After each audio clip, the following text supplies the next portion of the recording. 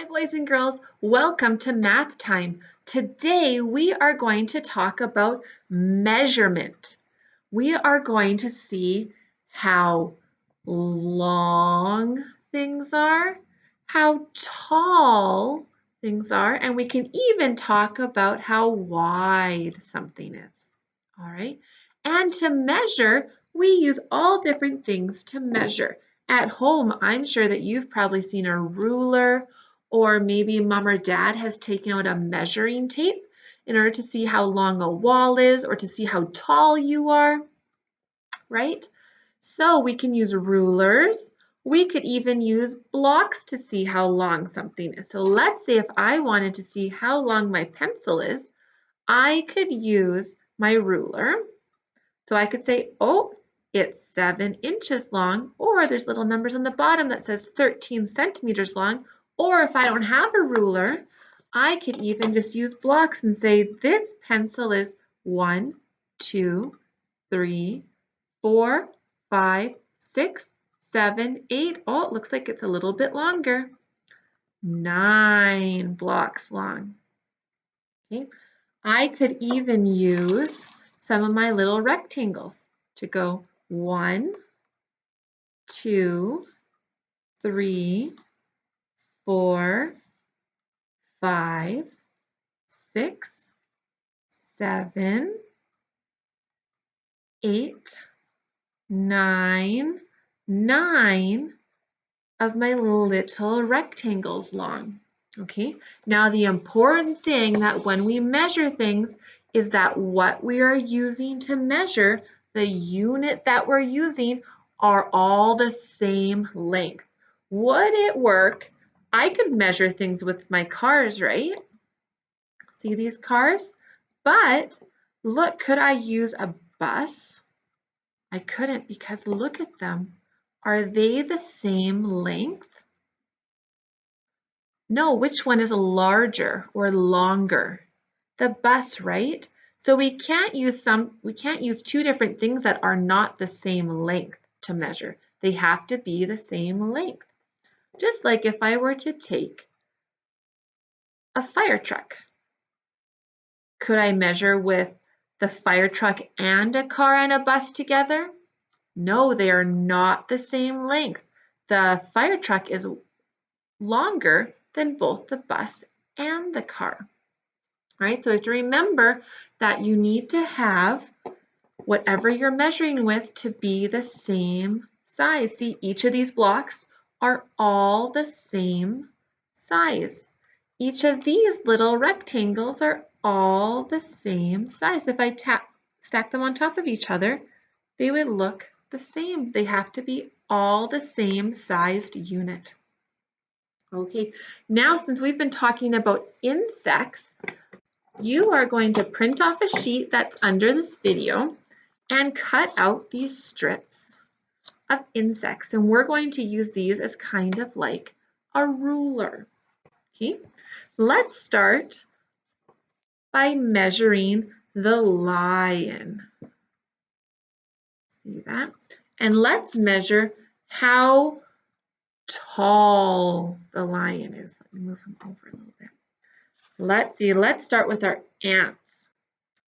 And when we measure, we want to make sure that we have one side on the bottom, and it has to be equal on the bottom, and then on the top. All right, so this is the top of my lion, and this is the bottom of my lion. Okay, I can't have it in the middle because then I'm missing something. Okay, so make sure it lines up on the bottom of whatever you're measuring, and then you can count your units. So my line is 1, 2, 3, 4 ants tall. Now if you look, the ants and my ladybugs are not the same size.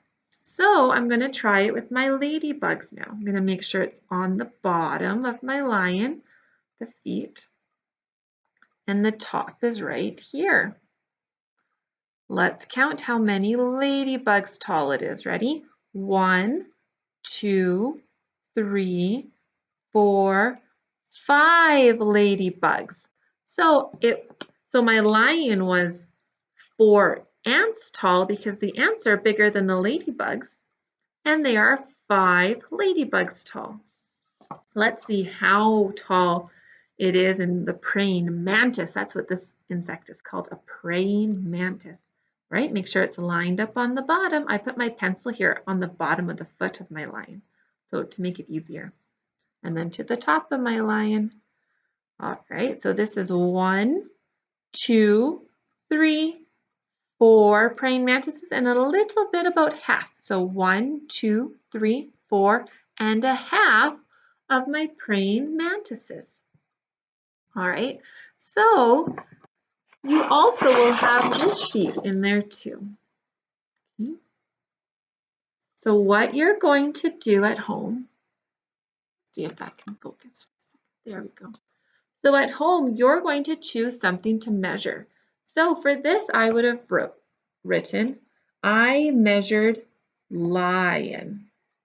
And I'm sure mom and dad can help you out with the spellings. And then you remember, how many ants tall was the lion? The lion was 4 ants tall. How tall was it in ladybugs? It was 5 ladybugs tall. And how many praying mantises was it again? That's right. It was 4. And then if you want, you can write and a half, or you can just leave it as 4. So 4 and a half praying mantises tall. Then you can find something else to measure. I am now going to measure this shoe. Okay, so now I'm going to write shoe. Okay, I'm going to take my, now another easy way to measure is, what you could do is you could put it on a piece of paper and then you just take your pencil and you can go from one side and put a mark on how long it is on that side and then over here. And now I can just measure between those lines. So let's start with my ant. I'm going to put it right next to the one line and I'm going to go over to this line. So let's count. Ready? So we're going to start on this side. 1, 2, 3, 4, and look, it's almost the whole way across the 5. So I'm going to say 5. 1, 2, 3, 4, 5. So on my paper, I'm going to write it was 5 ants long. Okay. And now I'm going to measure in my ladybugs. So I put it on, making sure my edge is on one of the lines. And then 1, 2, 3, 4, 5, 6, 7. It's pretty close to the end of 7. So I'm going to say 7.